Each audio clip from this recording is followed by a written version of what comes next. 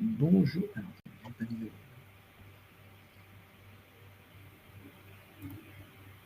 Bonjour Gabriel, bonjour Benjamin, Aurélie, Claire. Bienvenue ce matin. On va parler un peu d'argent tous ensemble, ou plutôt comment financer son projet d'entreprise. On va attendre un petit peu. Là, les participants, on est à 40. Là, on prévoit 60-65 personnes, normalement, ce matin.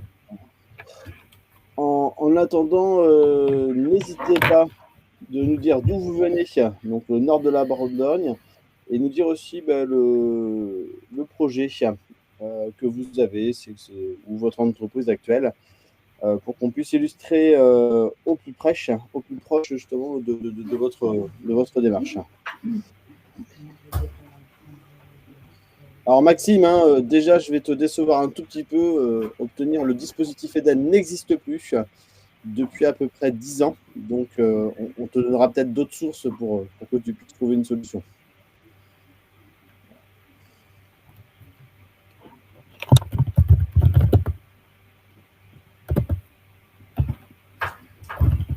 Bon, Aurélie qui vient de Charente, Jérémy qui vient des Deux-Sèvres. Est-ce qu'on a des Girondins qui viennent de gagner la Coupe d'Europe parmi nous?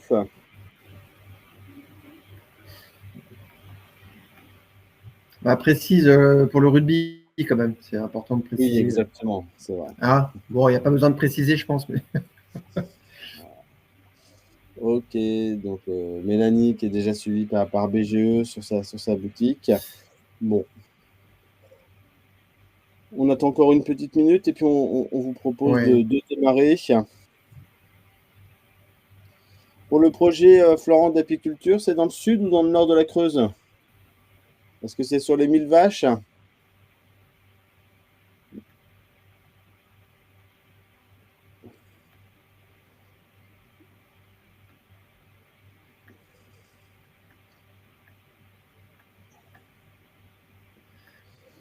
Ok. Eh bien, je vous propose qu'on puisse démarrer et tout le monde va pouvoir nous rejoindre. Donc sachez qu'en fait, à la fin de cette présentation, pour tous ceux qui vont nous poser la question, oui, on va vous envoyer la présentation, donc ne vous inquiétez pas de pouvoir le faire. Ajoie-Florente et du lac de Vassivière, ça c'est un des plus beaux endroits de France. Voilà.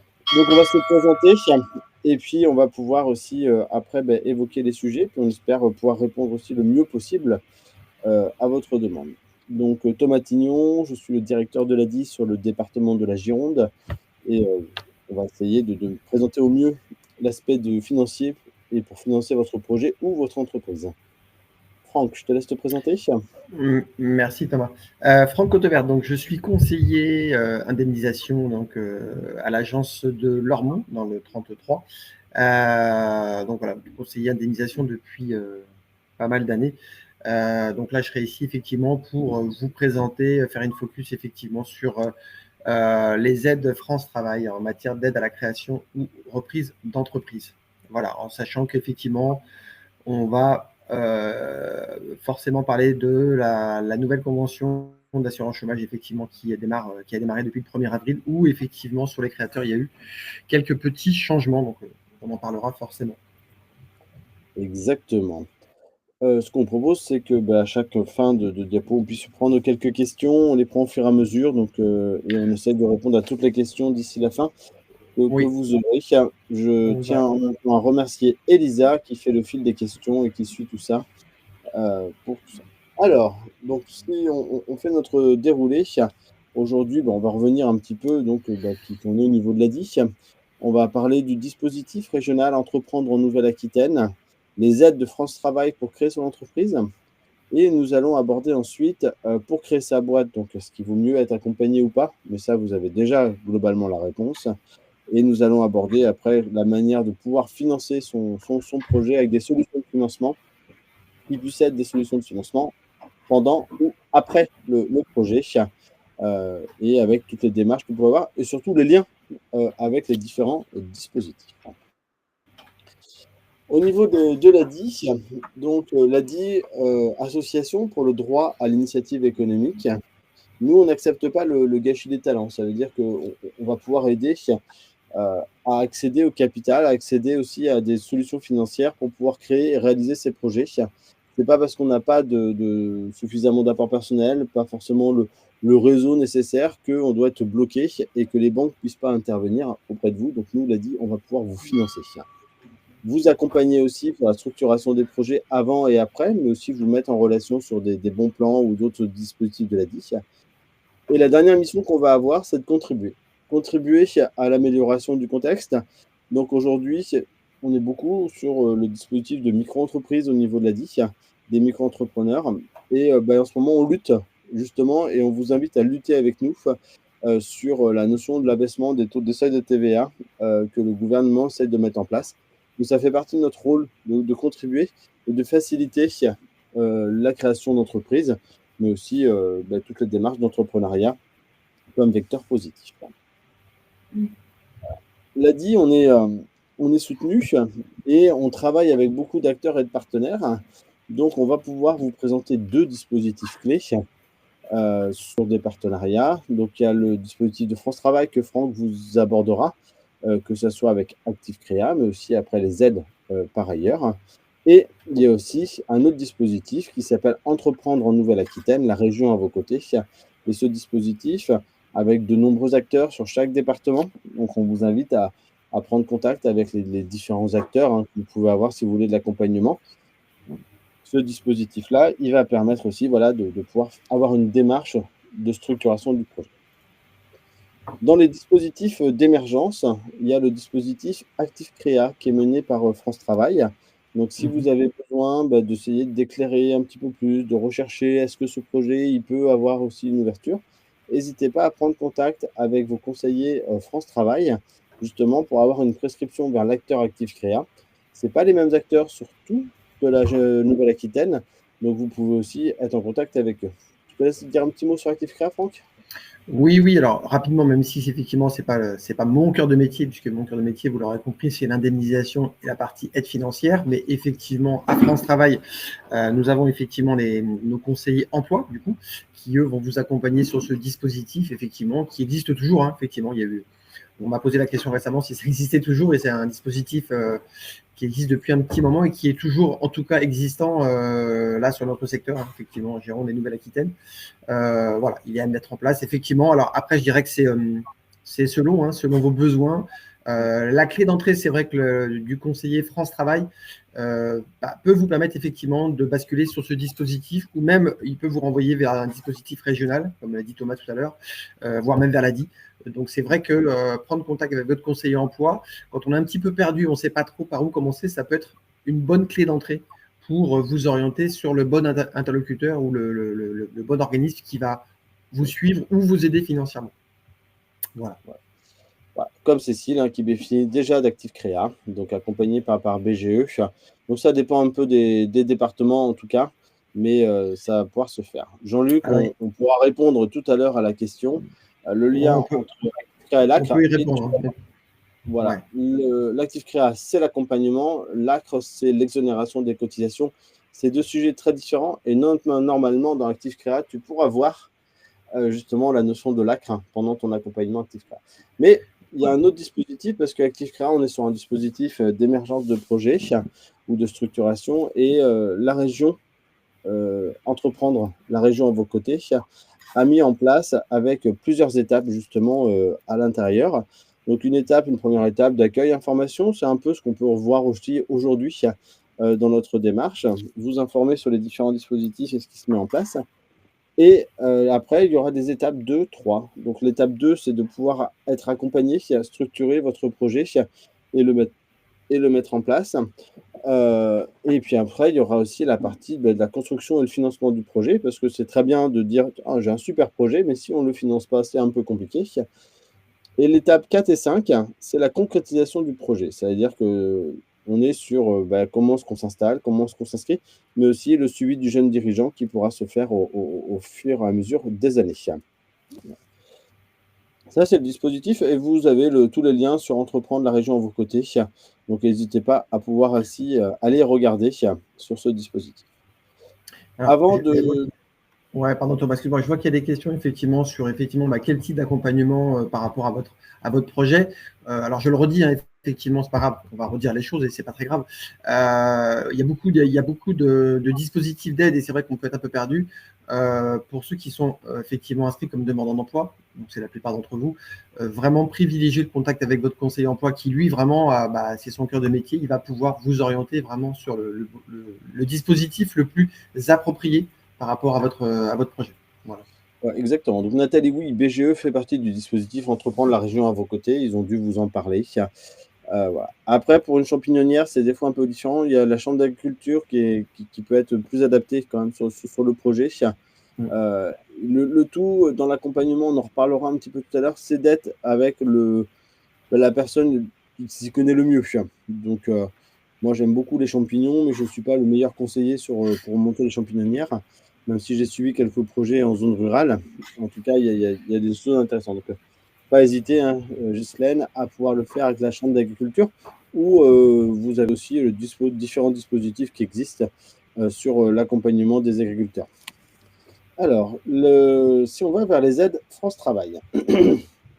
Donc aujourd'hui, France Travail a mis en place différentes aides pour pouvoir aussi créer et sécuriser le demandeur d'emploi.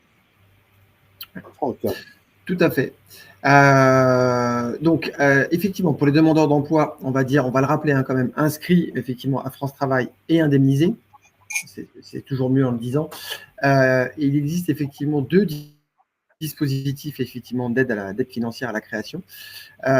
Donc, on vous dit effectivement le versement, la possibilité d'un versement d'un capital qui correspond à une partie de vos droits restants. C'est ce qu'on appelle l'ARS. Alors, attention avec les acronymes, puisque effectivement, tout à l'heure, on a vu dans le fil de discussion qu'on parlait de l'ACRE. Donc, comme a dit Thomas, l'ACRE, on est bien sur un dispositif géré par l'URSSAF d'exonération de charges, effectivement, pendant une année. Enfin, en gros, hein, je fais simple. Et l'ARS, effectivement, donc, qui veut dire l'aide à la reprise ou à la création d'entreprise. Donc là, c'est vraiment un dispositif France Travail pour verser effectivement ce capital. Deuxième dispositif, donc c'est ce qu'on appelle un dispositif de maintien de vos allocations avec vos rémunérations. On va le voir après en détail, mais quand je dis maintien, c'est pas forcément un maintien total. On est sur une notion de maintien partiel ou total de vos allocations en fonction de vos rémunérations. Pareil, pour l'aide au choix de ces deux dispositifs, vous avez également un conseiller indemnisation, ce qu'on appelle un conseiller référent indemnisation. C'est avec lui qu'il va falloir échanger. Donc, vous avez la possibilité, via votre espace personnel, normalement, vous avez le nom de votre conseiller emploi et le nom de votre conseiller indemnisation. Vous cliquez dessus et vous lui envoyez un message en lui demandant effectivement, j'ai le projet de créer mon entreprise ou je suis en train de créer une micro-entreprise. J'hésite entre ces deux dispositifs. Pouvez-vous me recontacter ou m'en dire un peu plus? Et à ce moment-là, effectivement, on rentre dans un suivi personnalisé et on va vous expliquer effectivement les tenants et les aboutissants selon votre situation. OK. Quelques questions sur lesquelles je me permets de répondre. Maxime, hein, l'exonération des charges sociales, on t'invite à venir demain avec l'URSSAF qui pourra répondre justement aux différentes questions sur la partie exonération des charges sociales, sur la partie ACRE. Aujourd'hui, on va être plutôt sur la solution de financement ARS qui va pouvoir se faire. Pour Sébastien, où tu poses la question justement pour être formateur pour adultes en habilitation électronique. Donc, n'hésitez à retourner quand même voir aussi le conseiller parce qu'il se peut qu'il y ait un problème de compréhension et que ça puisse aussi se faciliter. Et pour les allocations, on va y répondre juste après. On te remercie, Jérémy, pour la transition. C'est ça. Sachant qu'on vous a mis un petit lien quand même hein, dans le fil de discussion pour ceux qui souhaitent effectivement pour l'ACRE et l'URSSAF. Ça vous permet d'accéder directement au site aussi. Donc on en revient à nos aides France Travail. Effectivement, donc on va commencer par le versement sous forme de capital qu'on appelle l'ARS. Donc effectivement, ça constitue bien une aide financière, effectivement, donc qui vous permet de bénéficier d'un pourcentage du reliquat de vos allocations à la date de début de votre activité. Bien évidemment, vous l'aurez compris, plus votre capital et plus vos jours restants à France Travail est important, plus l'aide est importante. Donc, en général, je dis bien en général, effectivement, des personnes qui arrivent plutôt en fin de droit optent plutôt pour le maintien et des gens pour qui les droits viennent d'être ouverts ou pour qui il leur reste beaucoup d'allocations, en général, optent plutôt pour ce dispositif. Après, vous verrez qu'il y a d'autres choses à prendre en compte, effectivement, selon la nature du projet. Certains demandeurs d'emploi ont vraiment besoin de capital pour démarrer leur activité. C'est une condition, j'allais dire, c'est un prérequis pour démarrer l'activité, pour acheter une machine, pour acheter une voiture. Sinon, ils ne peuvent pas exercer. Donc là, ils ne se posent pas trop la question. Donc le capital, bien évidemment, on va jongler sur 2 réglementations, bien évidemment. Vous avez la possibilité de percevoir 45% de votre capital.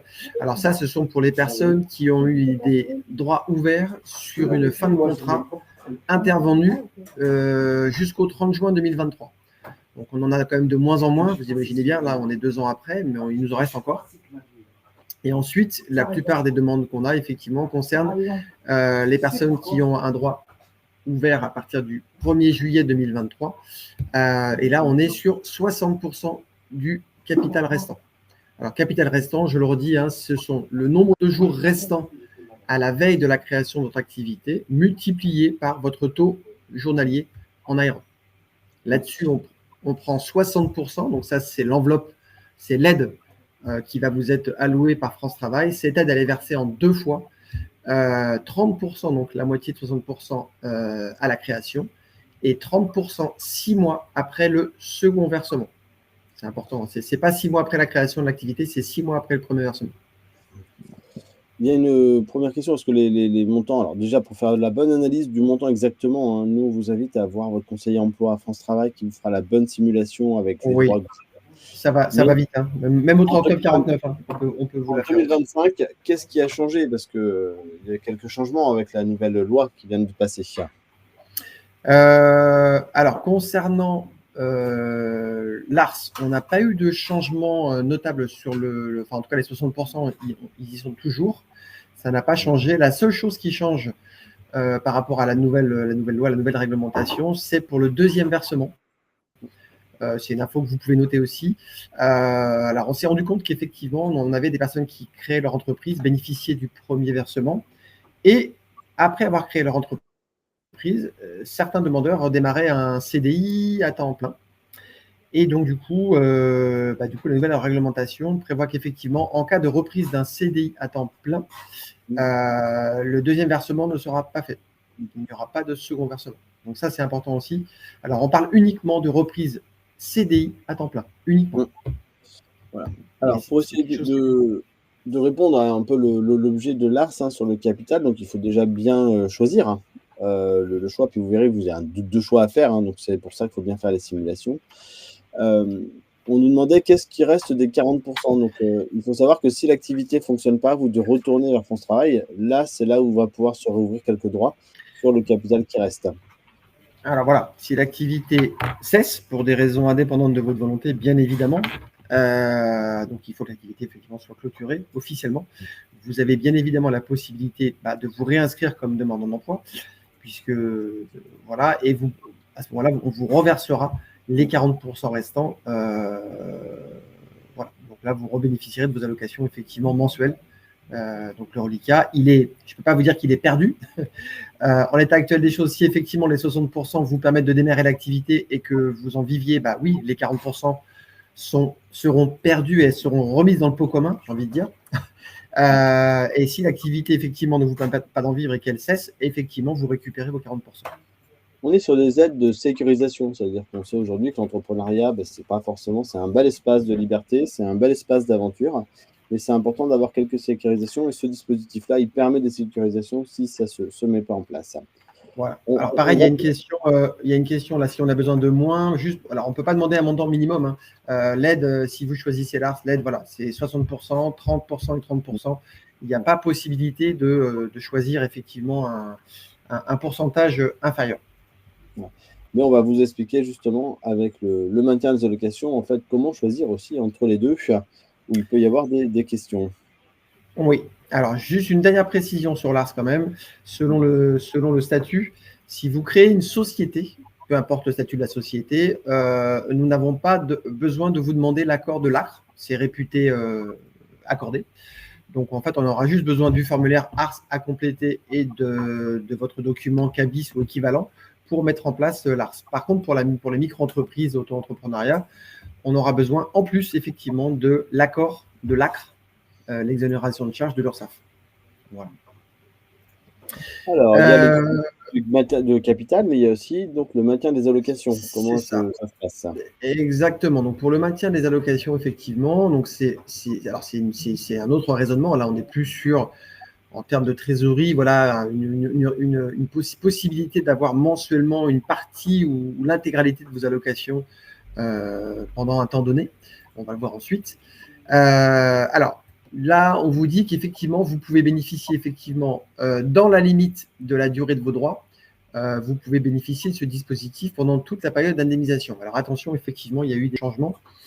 Là, c'est pareil, je pense qu'il faut noter, pour les personnes qui ont eu des droits ouverts sur une fin de contrat de travail antérieure au 1er avril 2025, effectivement, cette règle s'applique.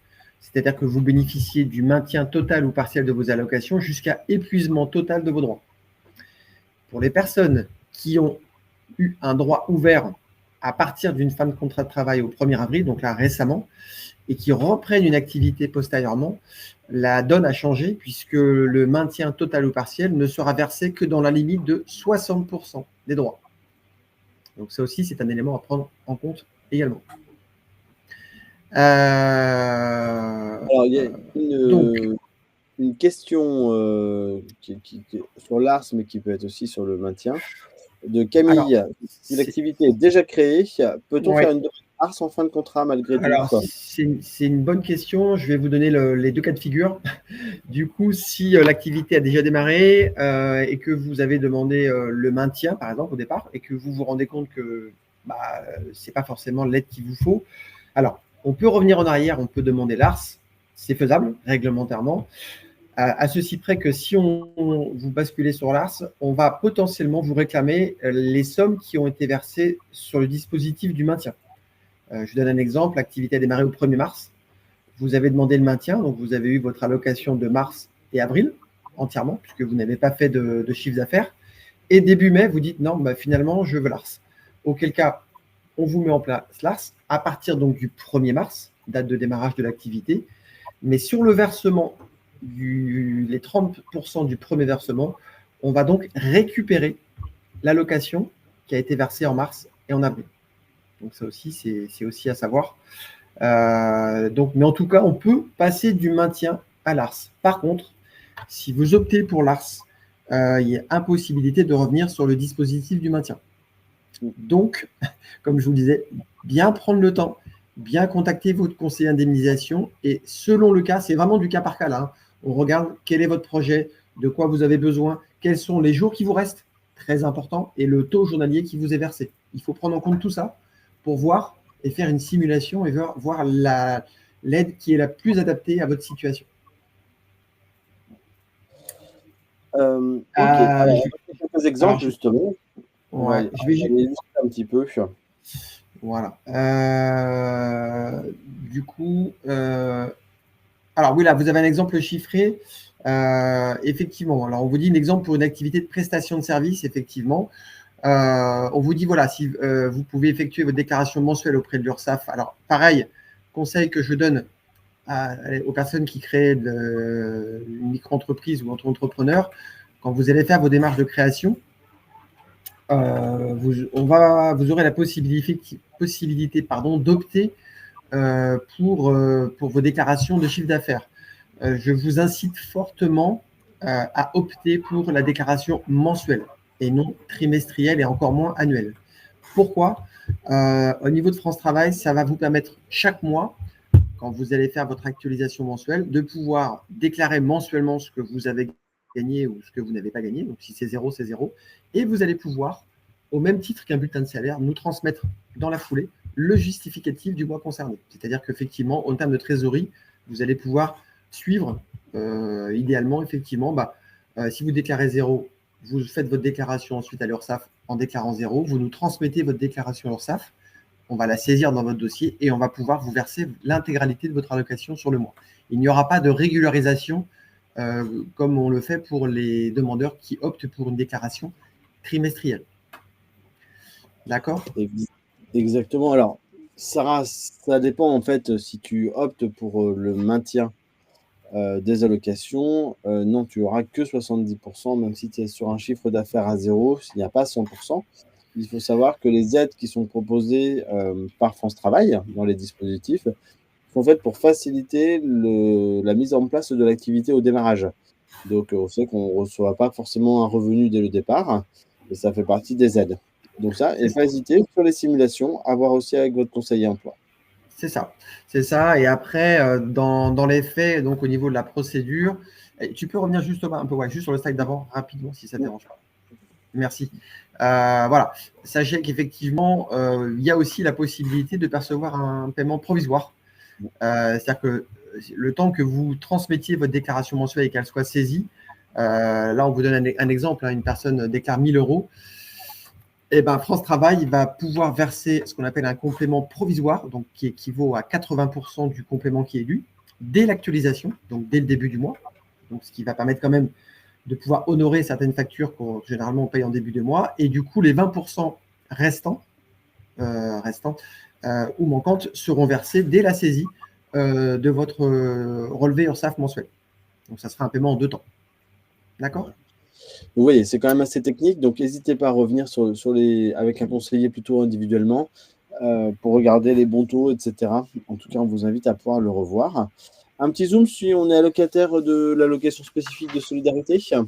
Alors, pour la SS, effectivement, donc ce sont les personnes qui sont arrivées en fin de droit ARE et qui ont les conditions pour bénéficier de l'allocation spécifique de solidarité. Dispositif totalement différent, donc c'est vraiment des règles à part. Donc vous avez la possibilité, si vous obtenez l'ACRE, vous pouvez continuer à percevoir l'ASS pendant 12 mois. C'est-à-dire que vous êtes en cours d'ASS, vous créez votre micro-entreprise, vous avez l'obtention de l'ACRE, et ben, pendant une durée de 12 mois de date à date, vous avez le versement de votre ASS à taux plein. Ça, c'est important aussi. Même pour ceux qui ont l'ASS à un taux moindre que le taux plein, ils rebasculent au taux plein sur une période de 12 mois. Et pour ceux qui n'ont pas l'ACRE, possibilité donc de percevoir pendant 3 mois consécutifs la totalité de leur ASS. Par contre, à partir du 4e mois, les allocations ASS s'arrêtent. Et donc là, vous aurez possibilité de percevoir éventuellement la prime d'activité versée par la CAF. Donc ça, il faudra vous renseigner auprès de la CAF pour voir si vous êtes éligible à ce dispositif. Okay. Et pareil, on vous dit juste qu'au bout de 6 mois de cumul de votre ASS, c'est pas grave. Mais voilà, exactement. Alors, de toute façon, vous aurez les informations. Je me permets d'avancer. Et donc, de toute façon, vous avez sur le site de France Travail pas mal déjà d'informations. Donc, n'hésitez pas à aller cliquer en fait, sur toutes ces informations afin de pouvoir mettre en place justement et de pouvoir réfléchir sur vos projets.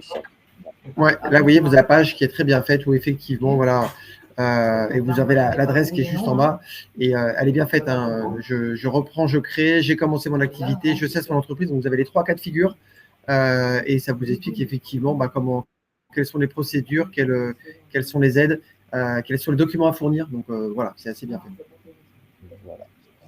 Alors, ce qu'on vous propose, s'il y a d'autres questions, on pourra revenir de toute façon, ne vous inquiétez pas. On va passer sur la partie financement, parce que si on a abordé les aides de France Travail, c'est aussi le socle de bien sécuriser aussi une partie des financements qu'il peut y avoir et une partie du financement du projet. L'enjeu, c'est d'arriver à bien démarrer. Donc, bien démarrer son entreprise, c'est avoir la bonne simulation, quelles aides, quel maintien, comment est-ce que je peux sécuriser aussi, de quoi payer mes charges actuelles. Donc ça, on l'a vu un petit peu pour les personnes qui sont demandeurs d'emploi. Alors, si on n'a pas accès, on n'est pas inscrit à France Travail, il y a d'autres dispositifs et on va commencer à pouvoir les évoquer. Alors, il y a des aides qui existent au niveau de l'URSSAF, Aurélie, et justement, on pourra revenir aussi dans pas très très longtemps sur ce sujet, mais surtout demain avec l'URSSAF, justement. Alors, La première question, comme on parle de financement, c'est pourquoi emprunter, pourquoi assurer en fait au niveau de son activité. C'est quelque chose qui est essentiel. Donc déjà, première chose qui est essentielle, c'est de se poser les bonnes questions et on va revenir sur un enjeu qui est la notion d'accompagnement. Être accompagné au démarrage, c'est essentiel et on vous invite justement à pouvoir le faire et à pouvoir revenir sur les acteurs dont on vous a parlé, entreprendre en Nouvelle-Aquitaine, ou avec la DI, ou avec d'autres acteurs en tout cas, afin de pouvoir éviter certains pièges pour éviter la création. Il faut savoir que il y a pas mal de personnes qui vont avoir des avis sur votre projet. Oh, c'est super ce que tu fais, mais c'est pas eux qui se lancent, c'est vous. Donc c'est important justement de pouvoir le faire. Savoir prendre les décisions aussi en connaissance de cause, c'est aussi essentiel parce que c'est vous le chef d'entreprise, c'est vous l'entrepreneur et c'est vous qui prenez les décisions. C'est aucun acteur en fait qui va le faire, mais en tout cas de ne pas le faire seul. Et aussi savoir confronter un regard à un projet, un regard extérieur justement sur son projet. C'est ça l'intérêt en fait d'avoir des personnes qui n'ont pas de lien direct. Ça veut dire qu'on va pouvoir aussi évoquer et dire concrètement aussi la manière dont ça va se faire. Ça, c'est le premier enjeu. Le deuxième enjeu, c'est bien d'être bien accompagné, c'est bien d'avoir un beau projet, mais on a l'enjeu, c'est de savoir comment est-ce qu'on démarre le projet. Déjà, c'est plus facile de faire les demandes de financement et d'emprunter quand tout va bien.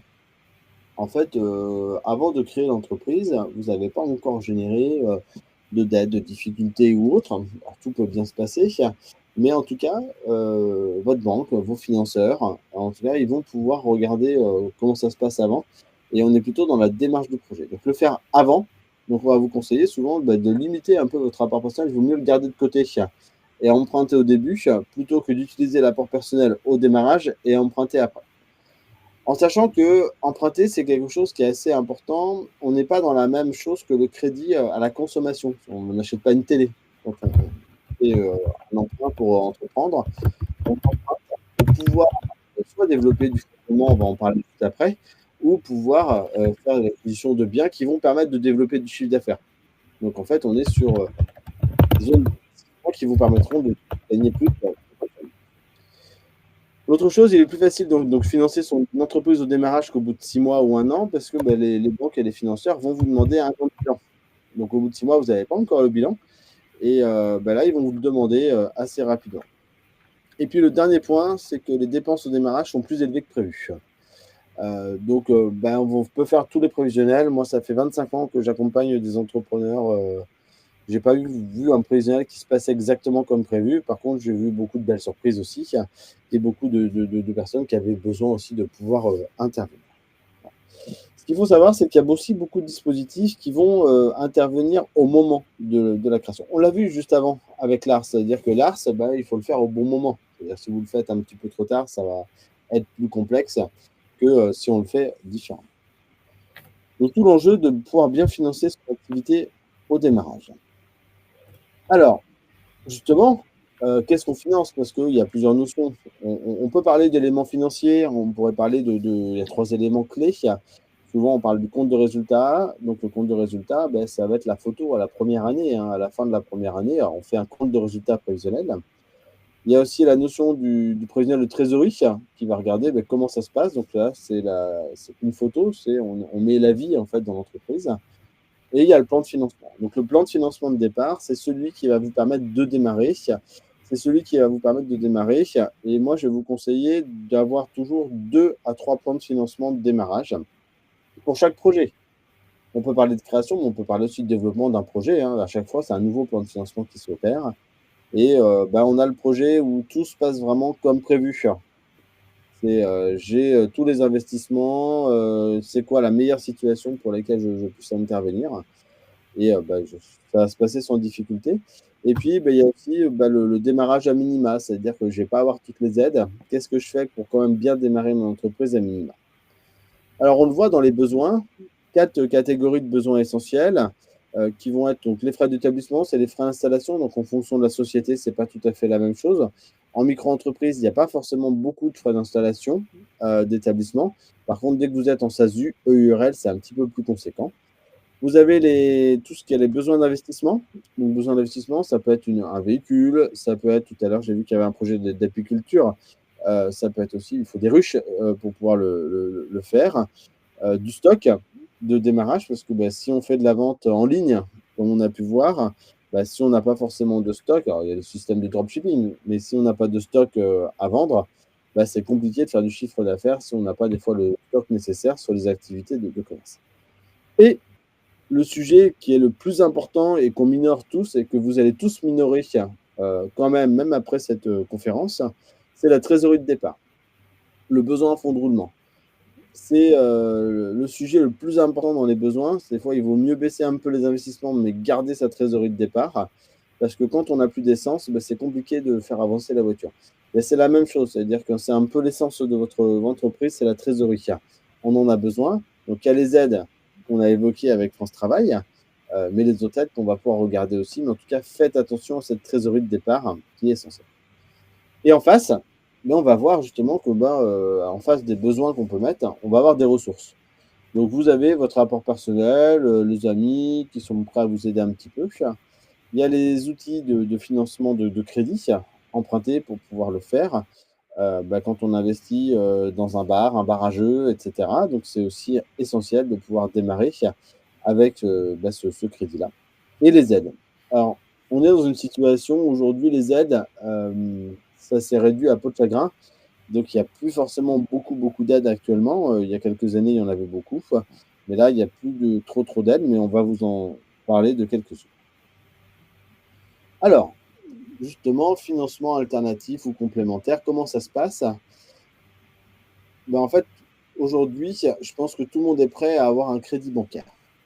Le crédit bancaire, c'est le financement de la banque, c'est le financement de plus de 50% des entrepreneurs, et c'est quelque chose qui peut plutôt bien se dérouler dans la démarche. Donc, pour avoir un financement de la banque, la question c'est plutôt comment est-ce qu'on fait pour avoir le financement de la banque? Alors, si vous y allez avec un projet qui n'est pas encore abouti, vous allez repartir avec pas de financement, parce que la banque, elle, comme tous les financeurs, ils ont envie d'être remboursés. Donc, pour être remboursé, donc le projet structuré, et puis après, quelques points de vigilance. C'est-à-dire, quand on emprunte moins de 10 000 euros, souvent la banque, ça ne les intéresse pas spécialement, sauf si vous avez une très très bonne relation avec votre banquier. Vous pouvez manquer d'apport personnel. C'est-à-dire que si aujourd'hui, pour avoir un financement bancaire, il faut avoir à peu près entre 20 et 30% d'apport personnel, et on va reparler sur les situations qui peuvent exister sur les fonds propres. Manquer de garantie. Et surtout, la banque, elle ne finance pas le BFR. Vous savez, la trésorerie dont je vous parlais juste auparavant, la banque, en fait, eux, ils n'aiment pas financer la trésorerie. Donc, ils ne vont pas forcément financer les 6 mois de charges qu'il peut avoir un agent immobilier. Ils ne vont pas financer tous ces dispositifs. Donc, pour revenir après sur les choses, donc par exemple, si vous avez une absence de garantie, vous n'avez pas suffisamment de garants à côté, il y a des dispositifs de garantie. Avec France Active en Nouvelle-Aquitaine, qui va gérer les dispositifs de garantie présents. Donc, ils vont dire, voilà, vous empruntez 40 000 euros, nous, on se porte garant à hauteur de 55-60%. Quand vous arrivez avec la banque, déjà avec un dispositif de garantie, c'est beaucoup plus sécurisant pour le banquier. De même que si vous avez la banque, elle peut mobiliser aussi dans son dispositif des dispositifs de garantie. On rappelle, la banque, à la fin, vous pouvez avoir le meilleur projet du monde. Elle, ce qu'elle veut, c'est que vous puissiez rembourser ou être payé, en tout cas.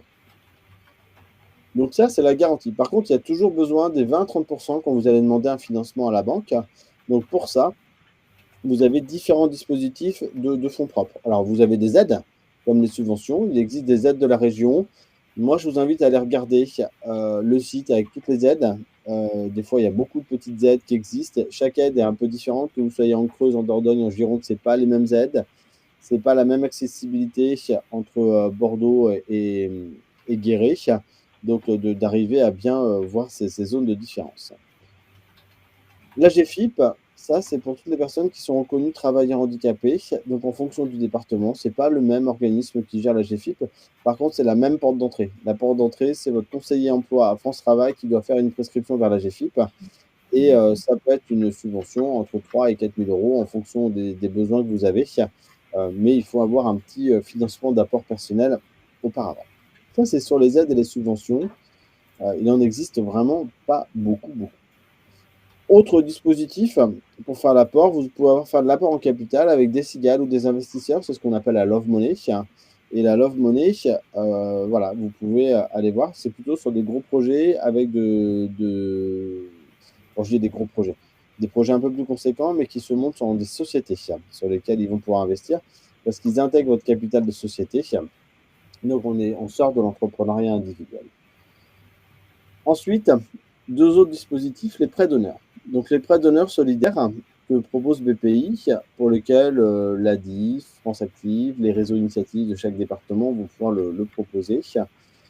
Ces dispositifs, ça permet de pouvoir vous prêter jusqu'à, en fonction des réseaux, entre 8, 10, 15 000 euros, qui vont permettre de compléter le financement de la banque. Et de dire, voilà, j'ai un prêt à 0% qui intervient à côté. Donc, c'est quand même un gros bonus qui peut se mettre en place. De la même manière que si vous êtes habitant des quartiers politiques de la ville, il faut savoir qu'il y a un nouveau dispositif qui s'appelle le prêt d'honneur sur quartier. Et là, qui peut monter jusqu'à 15 000 euros contre la moitié du plan de financement. Donc, c'est aussi des grosses aides qui se mettent en place.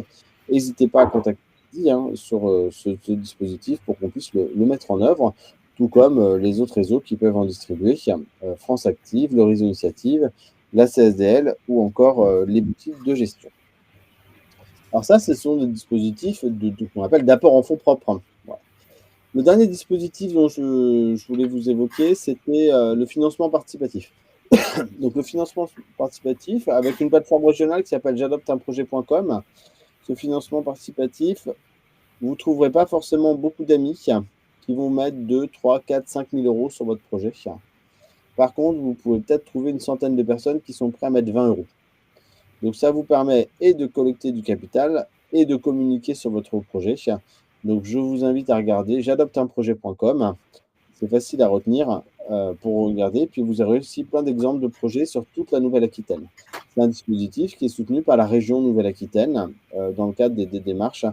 Et en fonction des communes où vous intervenez et de la capacité à être sur un projet à impact, vous pouvez même avoir un doublement des fonds collectés par la région. Donc ça peut être intéressant sur ces dispositifs. Thomas, tu as deux questions dans le chat. Une question de Florent. La création de bâtiments, mielleries, pour ma part, peut être compris dans un investissement. Oui. Alors la difficulté des bâtiments sur la partie investissement, souvent, c'est des montages un peu plus compliqués parce qu'il y a quand même de l'emprunt IMO qui va se faire sur une plus longue durée. Et pour ça, la partie sur la miellerie, mais si c'est juste le bâtiment est déjà présent et c'est l'investissement dans les machines qui sont assez conséquentes pour une miellerie, mais qui sont essentielles pour l'extraction, ça va être de l'investissement sur les machines. Et après, le bâtiment, c'est encore autre chose, c'est des montages plus compliqués. Après, Maxime, donc le dossier RQTH déposé, toujours aucune réponse. Moi, j'invite à relancer dans ce cas pour avoir l'habilitation RQTH pour pouvoir faire les demandes après qui peuvent se mettre en place.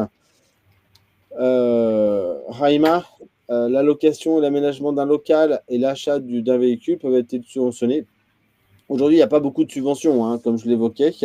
Par contre, ce qui est important, c'est plus que d'avoir des subventions, c'est d'avoir le financement pour pouvoir démarrer. Tout peut être subventionné si vous entrez vraiment dans les cases. Ce qu'on note aussi, c'est que les délais sont assez conséquents sur les demandes de subventions, les demandes aussi de concours externes ou autres. Ça peut être beaucoup plus long et des fois, pour avoir une subvention de 2, 3, 4 000 euros, vous pouvez perdre beaucoup plus de chiffre d'affaires en vous installant plus lentement. Donc, c'est à vous de peser le pour et le contre, en tout cas, qui peut se faire. Voilà. Maxime, donc, peut-on demander des aides ou le financement après? Alors, ça dépend. Les aides, souvent, c'est avant la création, globalement. Par contre, les dispositifs de prêt d'honneur, les dispositifs de microcrédit, même la collecte de crowdfunding, ça peut se faire après la création. Il n'y a pas forcément de délai. Pour les prêts d'honneur, c'est souvent inférieur à 3 ans sur la création, mais sur d'autres dispositifs, il peut y avoir, on peut être installé depuis 7, 8, 10 ans et encore faire les demandes.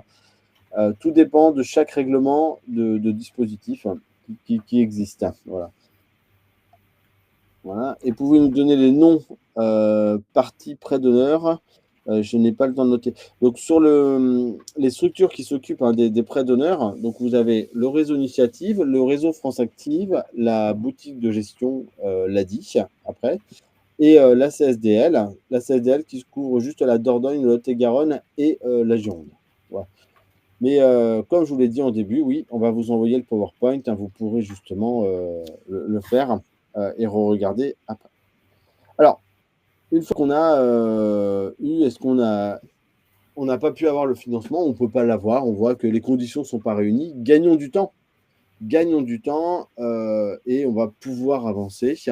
Donc, justement, il y a l'alternative, il y a le microcrédit. Donc, je vais vous faire un petit zoom aussi sur le microcrédit. Nous, à l'ADI, en fait, on n'a pas forcément besoin d'avoir un apport personnel, justement, pour démarrer. Et donc, je vous fais un petit zoom sur ce qu'on va pouvoir vous apporter. En fonction des situations, ça peut vous convenir ou ça peut ne pas vous convenir. Et ça, on l'entend bien, mais ce qui est important, c'est que chaque personne qui a besoin d'un financement puisse démarrer. Ça, c'est quelque chose qui est essentiel pour pouvoir le faire. Donc, le microcrédit, on peut aller jusqu'à 12 000 euros au niveau de l'ADI, mais on ne fait pas que le financement. On a aussi un outil qui s'appelle l'assurance, parce qu'il faut être assuré pour démarrer son activité. Il faut être assuré parce que par une RC Pro, aujourd'hui, vous avez tous une responsabilité civile personnelle. Et quand vous aurez votre activité, il vous faudra aussi une RC Pro. Donc ça, c'est quelque chose qui est important et essentiel.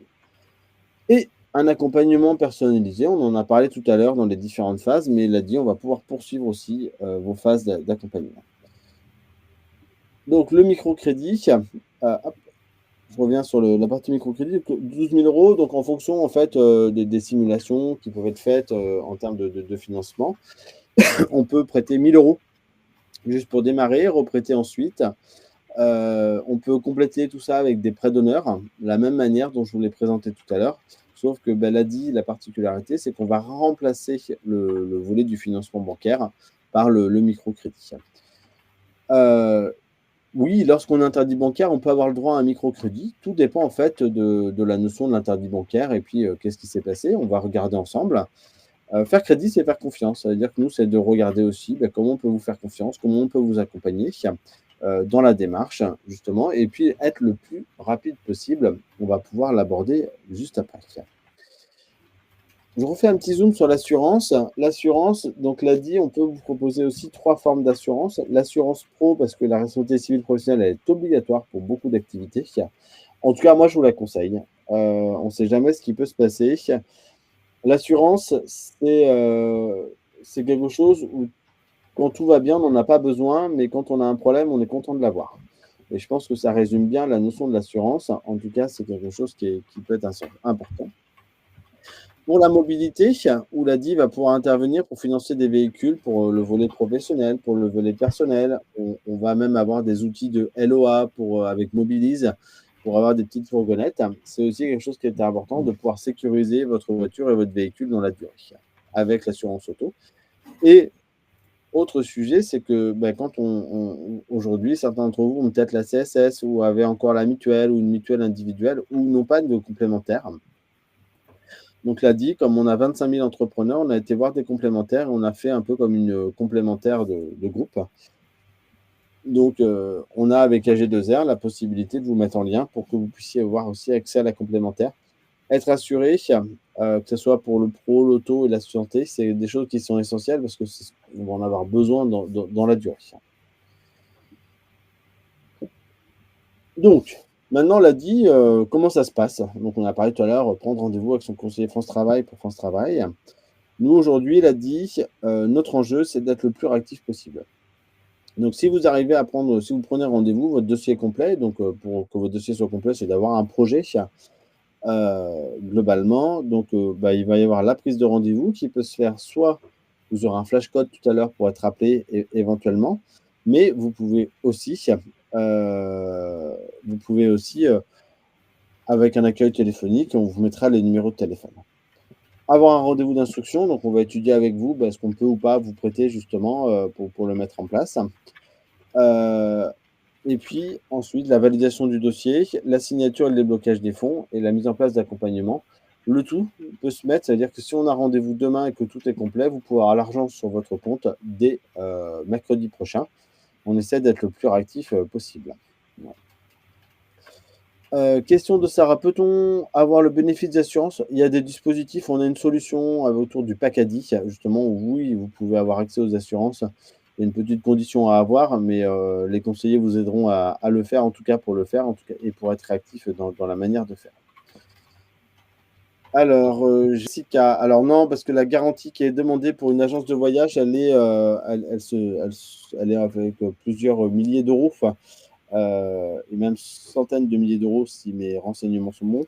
Donc nous, on l'a dit, on va être à 12 000 euros, donc je pense qu'il manquera aussi quelques euros pour le projet.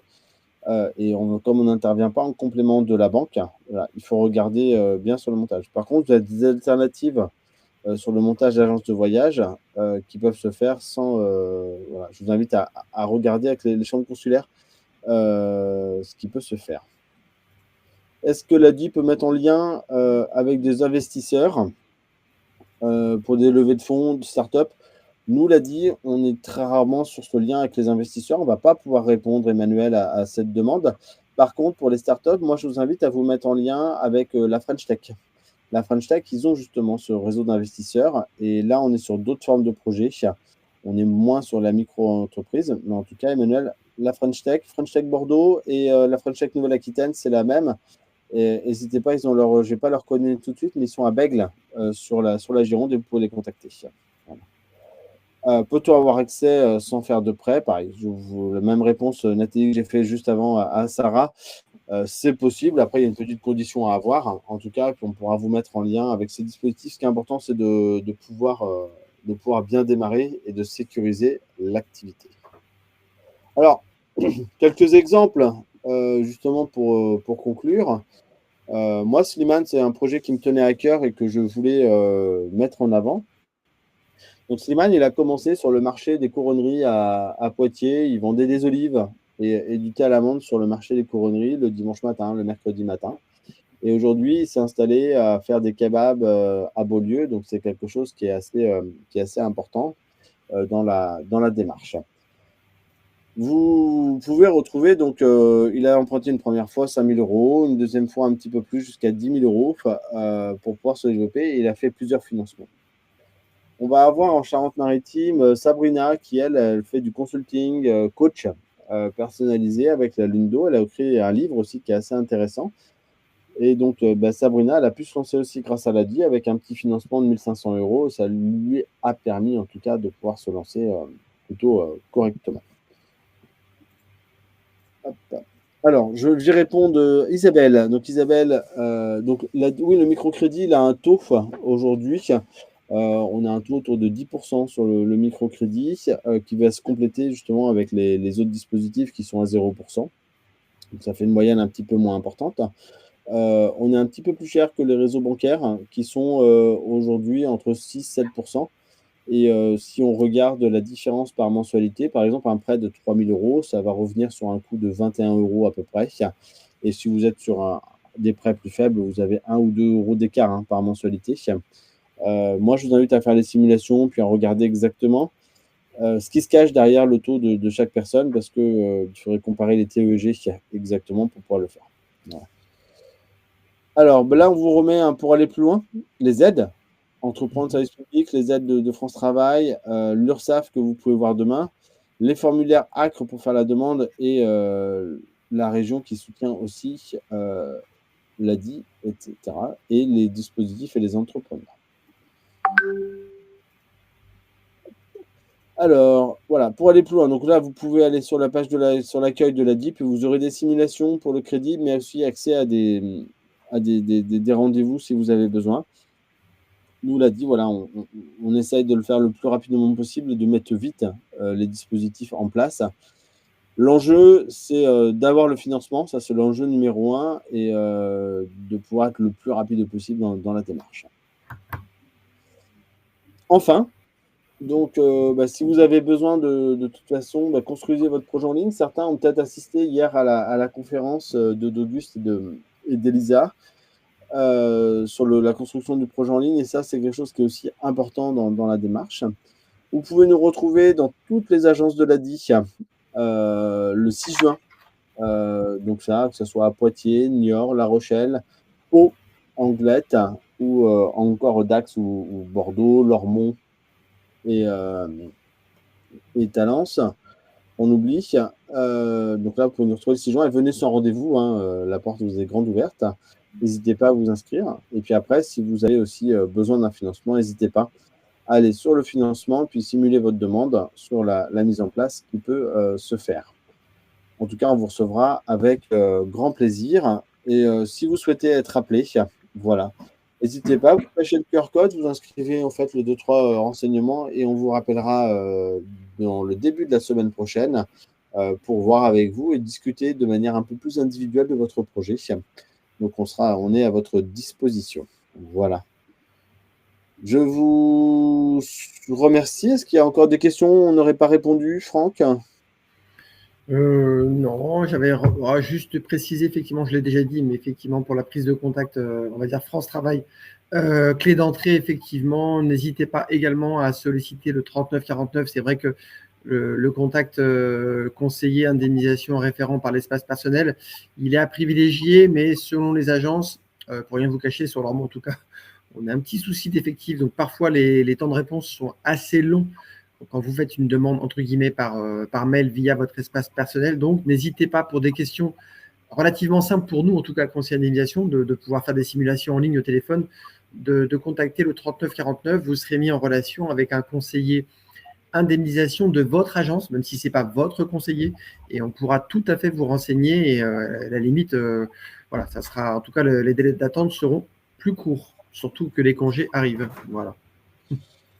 En tout cas, merci beaucoup. Alors, Maxime, l'AGFIP est une aide, donc je dois attendre le retour MDPH. Alors, il faut être reconnu travailleur handicapé pour faire la demande AGFIP. Donc, tant que tu n'as pas le retour de la MDPH et la validation de ton dossier, tu ne peux pas faire la demande AGFIP.